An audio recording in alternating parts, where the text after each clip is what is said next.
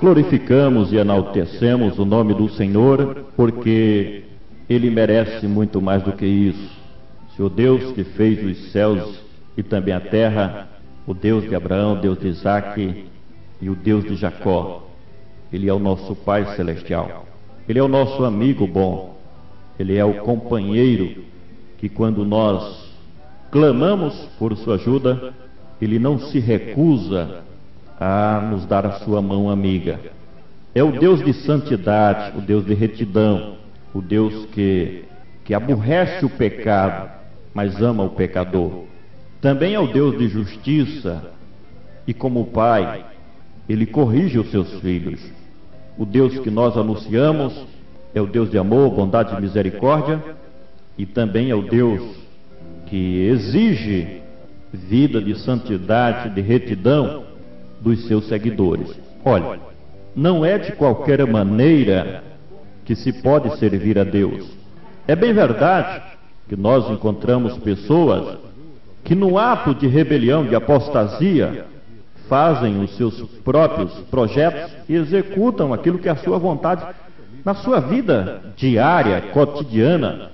Mas, meu amado irmão, minha querida irmã, o caminho de Deus é um caminho estreito. E não é com todas as bagagens que as pessoas querem levar que vai entrar para as mansões celestiais. Nós precisamos refletir, examinar a nossa vida e os nossos procedimentos. Haja visto que nós desejamos as bênçãos de Deus. Todavia, para adquirirmos os benefícios de Deus, temos que viver uma vida tal que agrade o coração do nosso Criador. Infelizmente, com preocupação, eu vejo isto, lamentavelmente, muito daqueles que se dizem cristãos e que até fazem parte das denominações evangélicas, têm dado um mau testemunho, tanto diante da comunidade evangélica, como também diante da sociedade não evangélica. E nós, com esta preocupação, nos propomos, quando Deus nos ordena, a trazer o nosso conselho amigo. Não é que venhamos a desejar mandar na vida de ninguém, porque você pode ser um ouvinte, você pode morar dentro de uma igreja, você pode conhecer a Bíblia de Gênesis e Apocalipse, mas se você não tomar consigo a responsabilidade de ser fiel a Deus, então é uma questão pessoal. O nosso desejo, o nosso esforço é justamente aconselhar as pessoas a viver de tal maneira que possa granjear a amizade de Deus, porque se nós procedermos conforme a vontade de Deus, automaticamente Deus se responsabiliza a nos abençoar abundantemente. Eu desejo ler para a nossa reflexão, e esta não é uma palavra, digamos assim, para os incrédulos, mas é mais uma palavra de exortação para os irmãos e as irmãs. Provérbios capítulo 4, versículos 23 ao 27. Provérbios 4, 23 ao 27. Acompanha comigo este texto da Bíblia Sagrada, que nos diz assim: sobre tudo que se deve guardar, guarda o teu coração, porque dele procede as saídas da vida.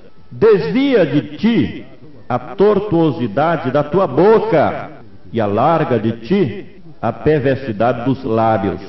Os teus olhos olhem direitos, as tuas pálpebras olhem diretamente diante de ti. Pondera a vereda dos teus pés, e todos os teus caminhos sejam bem ordenados. Não declines nem para a direita nem para a esquerda. Retira o teu pé do mal. Meus amados, como é bom nós não somente conhecermos os mandamentos do Senhor, mas é maravilhoso diante de Deus. Deus tem prazer naquelas pessoas que assumem um compromisso de fidelidade com o seu reino. E Ele, nesta preocupação, Deus ele nos deixou decretos, estatutos, mandamentos. Deus nos deixou a sua constituição divina, que é a Bíblia Sagrada, para nos orientar como devemos viver condignamente na presença de Deus. E a primeira recomendação traz uma exortação no que diz respeito ao coração do crente. E Deus, ele deseja que tenhamos um coração limpo, um coração puro, além do mais, um coração bondoso. Crente tem por obrigação. Olha, eu costumo dizer, vou repetir quantas vezes for necessário.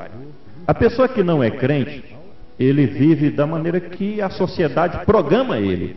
Mas o crente, já que ele diz que é cidadão do céu, já que ele diz que é fiel a Deus, ele tem o dever, a obrigação de viver uma vida direita.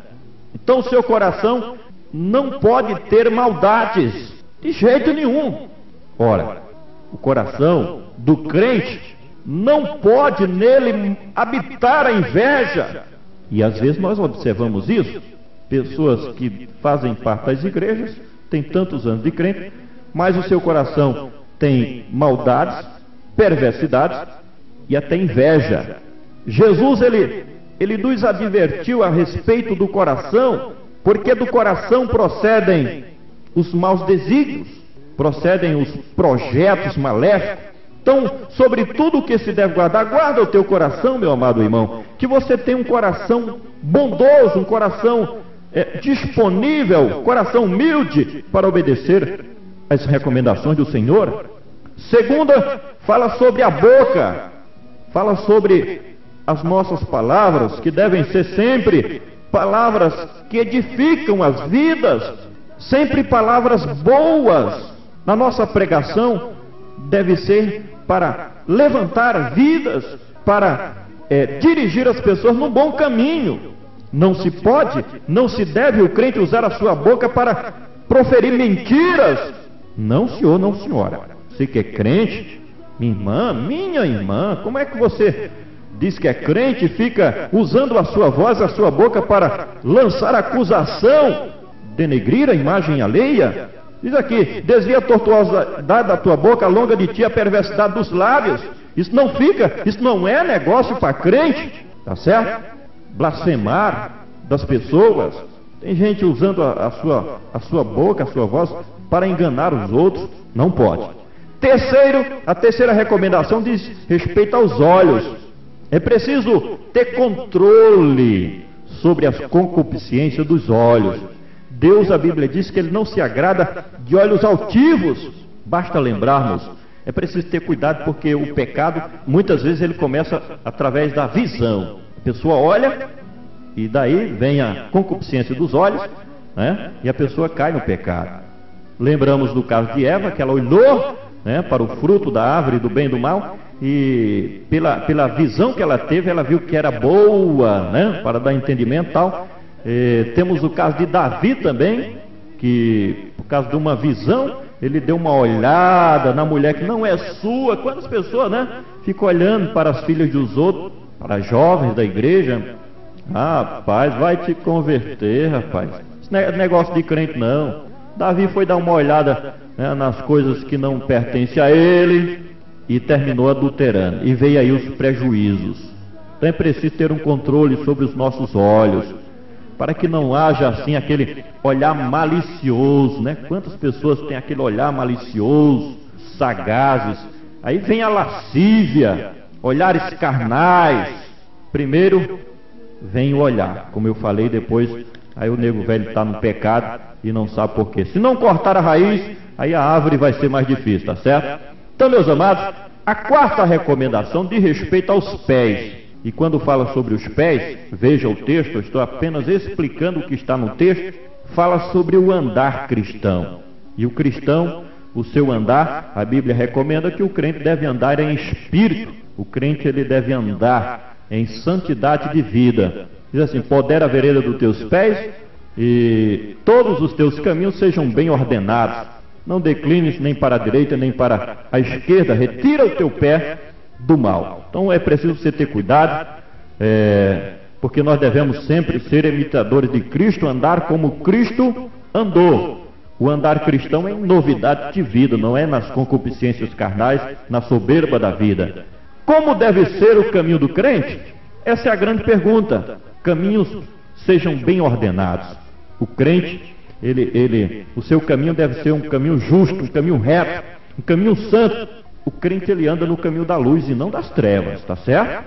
Deve ser um caminho bom, onde ele deixa um bom testemunho. O caminho direito. Principalmente o caminho do crente tem que ser um caminho de paz, não em guerra, em confusões, contendas. O seu caminho é um caminho de comunhão com Deus, com o seu próximo, consigo mesmo. Caminho de amor, onde ele espalha amor, onde o aroma do amor está sempre presente na sua vida.